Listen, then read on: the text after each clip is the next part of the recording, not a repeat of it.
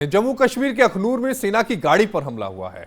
अखनूर में सेना की गाड़ी पर आतंकियों ने हमला किया है। आतंकियों ने सेना की गाड़ी पर फायरिंग की है। 3 से 4 आतंकियों ने सेना की गाड़ी पर यह हमला किया है। आतंकी हमले के बाद इलाके में घेराबंदी कर दी गई है और अखनूर सेक्टर में सुरक्षा बलों का जो सर्च ऑपरेशन है वो जारी है। तो जब गाड़ी पर हमला हुआ था उस समय जो गोलियां चलाई गई थी उनकी तस्वीरों को कैमरे में भी कैद किया जा रहा है और जो मौके पर जो लोग थे, जो सुरक्षा बल थे, वो दिखाते हुए कि कहां पर गोलियां चलाई गई थी आतंकवादियों द्वारा। तो अखनूर में सेना की गाड़ी पर आतंकी हमला हुआ है।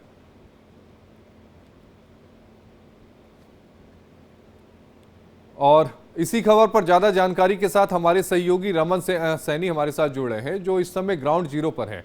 रमन, पहले तो इस खबर के बारे में डिटेल दीजिएगा कि 3 से 4 आतंकियों ने जो सेना की गाड़ी पर हमला किया, क्या इन्हें पूरी तरह से गिरफ्त में ले लिया गया है, यानी पूरी तरह से घेर लिया गया है, या फिर ये जंगलों में फरार हो गए हैं? अभी स्थिति क्या है वहां पर? जी आशीष, बिल्कुल। देखिए, सुबह 7:15 बजे के आसपास में इस फायरिंग की घटना को अंजाम दिया गया है। दरअसल आतंकी एक मंदिर के अंदर छिपे हुए थे और सुबह जब 2 लड़के उसी इलाके, जो केरी बटल के रहने वाले इलाके के, वो मंदिर में जाते हैं माथा टेकने के लिए, तो उन्होंने देखा कि कुछ लोग वहां पर जूते पहनकर बैठे हुए थे। जब उन्होंने पूछा कि वो मंदिर में जूते पहनकर क्यों आए, तो उन्होंने उन्हें डांट कर भगा दिया। लेकिन उनके पास हथियार थे, तो उनसे कहीं ना कहीं लड़कों को इस बात का अंदेशा हो गया कि ये आतंकी हो सकते हैं। वो तुरंत घर पहुंचते हैं, अपने घर वालों को इसकी जानकारी देते हैं। उसके बाद भारतीय सेना और जम्मू कश्मीर पुलिस को इसकी इतला दी जाती है।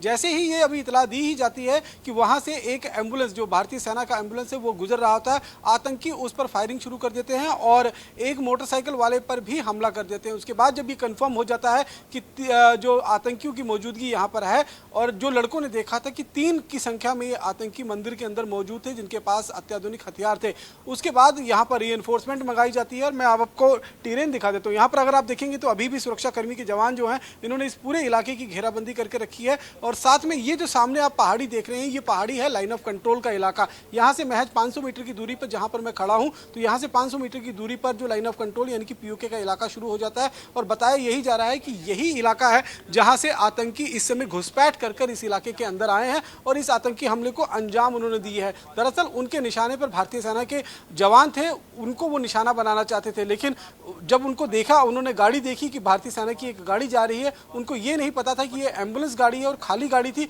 उस पर उन्होंने फायरिंग कर दी। और इसमें किसी तरीके की जानमाल के नुकसान की अभी तक फिलहाल खबर नहीं है। लेकिन आतंकी जो मंदिर के बैक साइड में मौजूदगी उनकी थी, जब सुरक्षा कर्मियों ने उनको घेरा डाला, अब इस समय भारतीय सेना ने उस पूरे इलाके को घेर कर रखी है। करीबन 1 घंटे पहले यहाँ पर बहुत हैवी फायरिंग जो है वो चल रही थी, लेकिन 1 घंटे से फायरिंग थमी हुई है। इसलिए हो सकता है कि या तो आतंकी किसी आड़ में छिप कर बैठे हों या फिर आतंकी मारे भी गए हों। अभी इसकी हालांकि पुष्टि जो है वो किसी तरीके की नहीं हुई है, लेकिन डीआईजी रैंक के अधिकारी, एसएसपी रैंक के अधिकारी और आर्मी के जो बड़े ऑफिसर्स हैं वो स्पॉट की तरफ रवाना हो चुके हैं। यानी कि अब कुछ ना कुछ एक अच्छी खबर आने की उम्मीद जो है वो जताई जा रही है। त्योहारों के इस मौसम में जिस तरीके से लगातार आतंकी संगठन कहीं ना कहीं जम्मू कश्मीर को यहाँ पर एक हलचल मचाने की कोशिश उनकी तरफ से हो रही थी, यहाँ पर डर और खौफ का माहौल पैदा करने की कोशिश हो रही थी, क्योंकि पिछले 10 दिनों में ये 5वीं आतंकी घटना जम्मू कश्मीर में है। इससे पहले 4 आतंकी घटनाएं कश्मीर जोन में और अब जम्मू के इस इलाके के अंदर। ये इलाका जो है वो केरी बटल का इलाका पड़ता है, जो सुंदरबनी और अखनूर के बीच में पड़ता है। इसी इलाके के अंदर करीबन 7 साल पहले भी एक आतंकी हमला हुआ था, जिसमें आतंकी घुसपैठ कर आए थे और गिरफ्त का एक कैंप था जहां पर मजदूर मौजूद थे, उन पर उन्होंने निशाना साधकर फायरिंग की थी और उनको मौत के घाट जो है उतारा था, उनको शहीद किया था। उसके बाद से लगातार इस इलाके के अंदर सतर्कता बरती गई थी। ये इलाका जो है वो क्योंकि लाइन ऑफ कंट्रोल के साथ लगा हुआ है, इसलिए इस इलाके को एज ए इन्फिल्ट्रेशन के रूट के रूप में भी देखा जाता है, क्योंकि आतंकी इसी इलाके से घुसपैठ करते हैं, घुसपैठ कर पहाड़ियों को पार कर वो कश्मीर घाटी की तरफ रवाना हो जाते हैं। इसलिए इस रूट को जो है वो बहुत लंबे अरसे से आतंकी इस्तेमाल करते हैं। रमन, आप रूट का बात कर रहे हैं, क्या ये संभव हो पाएगा कि आप तस्वीरें भी दिखा पाए? क्या इसकी इजाजत है हमें कि हम लाइव तस्वीरें दिखा सकते हैं? जी हाँ, बिल्कुल। जी हाँ, बिल्कुल। मैं जिस जगह पर जहाँ पर मौजूद हूँ वहाँ से मैं आपको तस्वीरें दिखा दूँगा। ये आप देखिए, ये जो पहाड़ी आप देख रहे हैं जिसको इस समय आतंकियों ने घेर कर रखा हुआ है, साथ ही साथ में ये नीचे जो मुनव्वर तवी जो है वो बह रही है। ये तवी भारत से होते हुए पाकिस्तान की तरफ जाती है, इसीलिए इस रास्ते को भी, इस नदी को भी इन्फिल्ट्रेशन के रूप में जाना जाता है। और ये जो पहाड़ियाँ देख रही हैं, घने जंगल का इलाका है। इसी पहाड़ी के दूसरी तरफ जो इलाका है वो POJ यानी कि पाकिस्तान ऑक्युपाइड जम्मू कश्मीर का इलाका है। तो वो इलाका जो है जहां से हमेशा अक्सर इन्फिल्ट्रेशन की कोशिशें होती रही हैं। अभी भी इंटेलिजेंस इनपुट इस बात के हैं कि करीबन 60 से 70 आतंकी अखनूर से लेकर और पुंछ का जो साउथ ऑफ पीर पंचाल का इलाका है, इस इलाके के अंदर वो मौजूद हैं, लॉन्च पैड के अंदर, और वहां से बड़ी मात्रा में घुसपैठ करने की कोशिश कर रहे हैं। साथ ही साथ में जो कश्मीर घाटी का इलाका है यानी कि नॉर्थ ऑफ पीर पंचाल का इलाका, वहां पर खुद BSF के IG जो कश्मीर फ्रंटियर है, उन्होंने कहा है कि करीबन 150 आतंकी जो हैं वो घुसपैठ की फिराक में हैं और कश्मीर घाटी में बर्फ पड़ने से पहले वो आतंकी घुसपैठ करने की कोशिश कर रहे हैं। इसीलिए सतर्कता जो है वो बढ़ा दी गई थी, लेकिन रात के अंधेरे में ये आतंकी घुसपैठ कर इस इलाके में पहुंचने में कामयाब हुए हैं और यहां पर अब उन आतंकवादियों को पूरी तरीके से घेर रखा हुआ है और आतंकी लगातार यहां पर अपनी जान बचाने की कोशिश कर रहे हैं। साथ ही साथ में सुरक्षा कर्मियों को निशाना बनाने की भी कोशिश कर रहे हैं, क्योंकि पिछले 1 घंटे से फायरिंग का दौर जो है वो इस इलाके के अंदर बंद पड़ा हुआ है। इसके 2 मायने निकलते हैं, या तो आतंकी मारे गए हैं और उनके शव को जो है वो फिलहाल सर्च किया जा रहा है जंगल के बीच में, जो मंदिर के पीछे जंगल का इलाका है, और या फिर आतंकी किसी ऐसे आड़ में, किसी ऐसे नेचुरल हाइडआउट में छुपकर बैठ गए हैं जहां पर सुरक्षा कर्मियों के गोलियां जो हैं वो पहुंच नहीं पा रही हैं। इसीलिए बाकायदा हेलीकॉप्टर से भी इस पूरे इलाके को खंगाला जा रहा है, पैरा कमांडोज को भी उतारा गया है, ताकि आतंकी किसी भी कीमत पर इस इलाके के अंदर जो पहुंचे हैं, यहाँ किसी बड़ी आतंकी वारदात को अंजाम देने के लिए, वो किसी भी कीमत पे यहाँ से बच कर निकल पाए। ये कोशिश जो है वो जम्मू कश्मीर पुलिस की भी है और साथ साथ में भारतीय सेना के रमन, अगर हम ये कहें कि जब से जम्मू कश्मीर में नई हुकूमत आई है, तब से पाकिस्तान को ये एहसास था या पाकिस्तान को ये लग रहा था कि नई हुकूमत जो NC की आई है वो 370 और 35A को जम्मू कश्मीर में वापस लागू करने को लेकर अपनी मुहिम तेज करेगी और कोशिश करेगी कि लागू हो जाए। नई सरकार ने उसे ठंडे बस्ते में डाल दिया, जिससे पाकिस्तान पूरी तरह से बौखला चुका है। क्या यह बौखलाहट है जिस तरह की आतंकवादी घटनाएं पिछले कुछ दिनों में लगातार हो रही हैं? आशीष, इसमें कोई दो राय की बात नहीं है कि पाकिस्तान की ये बौखलाहट है, क्योंकि पाकिस्तान की सरकार हो, पाकिस्तान की आर्मी हो, पाकिस्तान की ISI हो, लगातार जम्मू कश्मीर के अंदर जो धारा 370 भारत सरकार की तरफ से हटाई गई थी उसको वापस लागू करने की बात जो है वो कर रही थी। और नेशनल कॉन्फ्रेंस और कांग्रेस दोनों ही पाकिस्तान की उस लाइन को पिच करते हुए नजर आ रहे थे। लेकिन जब उमर अब्दुल्ला का ये तय हो गया कि वो जम्मू कश्मीर के मुख्यमंत्री बनने जा रहे हैं, तो फिर उन्होंने सीधे तौर पर कहा कि जम्मू कश्मीर से जो धारा 370 जिस सरकार ने हटाया है, उस सरकार से दोबारा धारा 370 वापस मांगना और या उसके पर बात करना जनता के साथ ये कहीं ना कहीं धोखा होगा, इसलिए हम ऐसा नहीं करेंगे। इसे तब तक के लिए ठंडे बस्ते में डाल कर रखेंगे जब तक केंद्र में कोई नई सरकार नहीं आ जाएगी। अब पाकिस्तान को लग रहा है कि जहां नेशनल कॉन्फ्रेंस और कांग्रेस के लिए पाकिस्तान के कुछ नेताओं ने यह भी सपोर्ट किया था कि कश्मीर की जनता उनको वोट दे, अब लोगों ने उनके कहने पर कितना वोट दिया वो तो लोग ही जान पाते हैं, वोटर ही जान सकते हैं। लेकिन निश्चित रूप में पाकिस्तान को यह लग रहा है कि धारा 370 के मुद्दे को छोड़कर नेशनल कॉन्फ्रेंस ने पाकिस्तान के साथ धोखा किया है, बिट्रेट किया है। और अब फारूक अब्दुल्ला जब लगातार इस बात को लेकर पिच कर रहे थे कि पाकिस्तान के साथ बातचीत होती है, हाल ही में उनका बयान देखिए, उनका कहना है कि अगर आतंकवाद का रास्ता पाकिस्तान नहीं छोड़ेगा तो उनसे बातचीत करने का कोई फायदा ही नहीं है। 1947 में ही पाकिस्तान ने ये बात, हिंदुस्तान की जो कश्मीर है उसने ये तय कर लिया था कि वो हिंदुस्तान के साथ रहने वाले हैं, पाकिस्तान नहीं जाने वाले हैं। तो पाकिस्तान अगर आतंकवाद के रास्ते कश्मीर को पाकिस्तान बनाना चाहता है तो ये मुमकिन ही नहीं है किसी भी तरीके से। तो ये संभव ही नहीं है रमन। और आप जहां पर इस समय मौजूद हैं, आप अपना ख्याल रखिएगा और ख्याल रखते हुए रिपोर्टिंग करिएगा। बहुत शुक्रिया आपका। रमन हमारे साथ जुड़े थे, जिन्होंने पूरी खबर पर विस्तार से जानकारी दी। खबरों में आगे बढ़ते हैं। बिहार के मुख्यमंत्री नीतीश कुमार के आवास के बाहर उस वक्त हड़कंप मच गया जब एक युवक गाड़ी में नीतीश कुमार का पुतला लेकर पहुंचा और उसने CM आवास के पास पहुंचने पर पुतले को आग के हवाले कर दिया। हालांकि पुलिस ने इस युवक को गिरफ्तार कर लिया है। क्या है ये पूरा मामला, हमारे सहयोगी रजनीश सिन्हा की ये रिपोर्ट देखिए।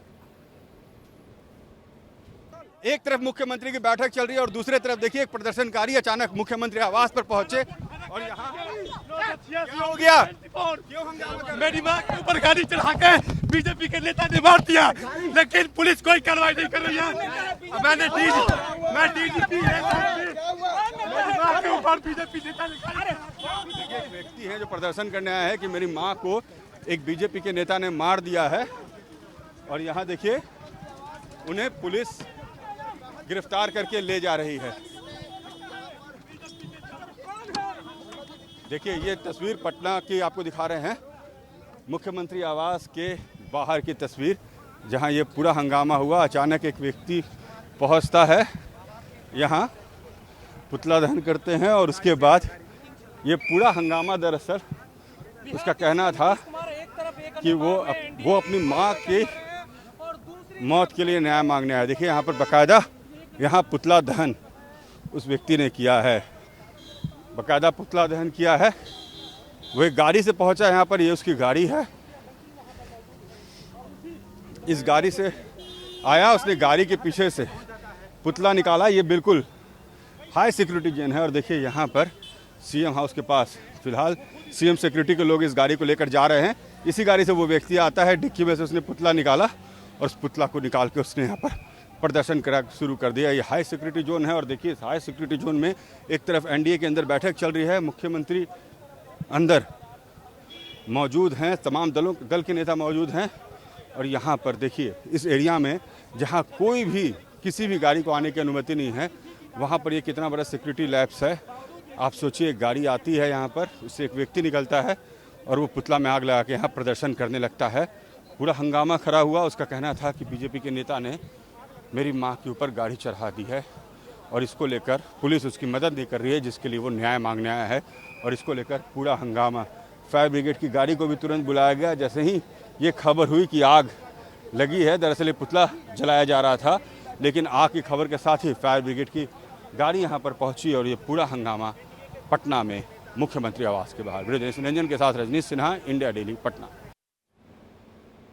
महाराष्ट्र चुनाव की तारीख जैसे जैसे नजदीक आती जा रही है, वैसे वैसे सियासी सरगर्मी भी बढ़ती जा रही है। वर्ली विधानसभा क्षेत्र से आदित्य ठाकरे की टक्कर मिलिंद देवड़ा से है। इसी को लेकर शिवसेना उद्धव ठाकरे के प्रवक्ता आनंद दुबे ने कहा कि वर्ली विधानसभा से आदित्य ठाकरे के सामने अभी तक तो बी टीम ही सामने आई थी, अब ए टीम भी खुलकर मिलिंद देवड़ा के रूप में सामने आ गई है। अब मजा आएगा दोनों एक साथ हराने का। आनंद दुबे ने कहा कि हमारे पास तो 5 साल का काम है बताने को, तुम्हारे पास क्या है। आदित्य ठाकरे के रूप में वर्ली ने अपना नेता चुन लिया है। वर्ली विधानसभा में आदित्य ठाकरे जी के सामने जब संदीप देशपांडे महाराष्ट्र नवनिर्माण सेना से आए, तो हमें लगा कि बी टीम कैसे हमारा मुकाबला करेगी, ए टीम कहां छुपी हुई है। अब ए टीम सामने आ गई, मतलब मिलिंद देवरा और संदीप देशपांडे दोनों मिलकर अब आदित्य ठाकरे जी का मुकाबला करने आए हैं। अरे भाई, आदित्य ठाकरे जी के पास तो 5 साल का बताने का इतिहास है। उन्होंने वर्ली के लिए जो काम किए हैं, आपके पास क्या इतिहास है? मिलिंद जी, आप 2014 लोकसभा हार गए, 2019 लोकसभा हार गए, पूरी तरह से राजनीति से गायब हो गए, पुनर्वसन करने के लिए फिर पीछे के दरवाजे से राज्यसभा ले लिए। अब जब एकनाथ शिंदे की कथित शिवसेना के पास कोई उम्मीदवार नहीं मिला, हार का ठिकरा किसके सर पर फोड़ा जाए, तो बड़े चिंतन और मंथन के बाद आपको लाया गया कि भैया आदित्य ठाकरे जी के सामने हारने वाले भी तो कोई चेहरे चाहिए।